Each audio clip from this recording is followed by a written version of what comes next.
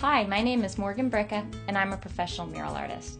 Today I'm going to show you how to paint natural looking clouds on your ceiling.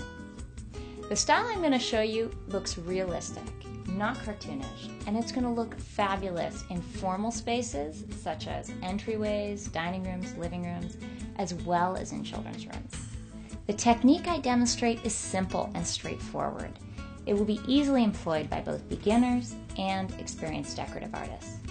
In this short video, I'm going to give you all the tools you need, including planning advice, materials list, and a demonstration of technique so that you can turn your ceiling into a beautiful blue sky. Let's get started. Here are the supplies you will need: drop cloth, latex gloves, blue tape, paint trays, bucket for water, 3 4-inch chip brushes, and 3 quarts of Benjamin Moore Aura washable mat in the colors listed on the screen. Your first step is to develop a plan. You can save yourself a lot of time on the ladder if you first make a diagram of your ceiling and do a sketch of all the major cloud formations. Be sure to vary the size, shape, and distribution of the clouds in order to create a natural effect. A good rule of thumb is that if any of your clouds look like a pattern that you might find on a deck of cards, then it's too symmetrical. Here's an example I did for a rectangular ceiling. You can see there's a variety of shapes, size, and distribution. A second example is of a circular or domed ceiling. In this case, I take advantage of the curvature of the ceiling to create a sense of perspective by putting the heavier items on the edge. This creates a really neat, natural effect. Once you've finished your diagram, you're ready to get started. My approach to painting clouds is a 4-step process. Each adds a new layer of color so that the clouds have depth and interest. Your first step is to block in the clouds using a mixture of 50% of the base coat color mixed with 50% white. This video assumes that you've already painted your ceiling with a blue base coat.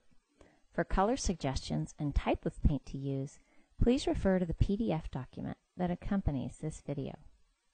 Continue blocking in the clouds with your light blue mixture until you're pleased with the quantity, size, and distribution of the clouds. It is helpful to lie down on the floor so you can take in how the composition is evolving. When you're pleased with the shapes, it's time to make them come alive with the colors we will apply in the following steps. The second step is to take your lightest color and create highlights and edges of the clouds. I like to use a dry brush to create soft edges on the clouds, and I have more control over where the paint goes than if I just use rags. The third step is to take your darkest color, Majestic Mauve, and then once again using a fairly dry brush, paint shadows on the underside of your clouds. Not all the clouds need to be heavy, so use this deeper tone selectively. Using a variety of subtle colors in the clouds helps them to look more realistic. I enjoy painting clouds because they're so forgiving. There's no right or wrong with size and shape, but variety is key.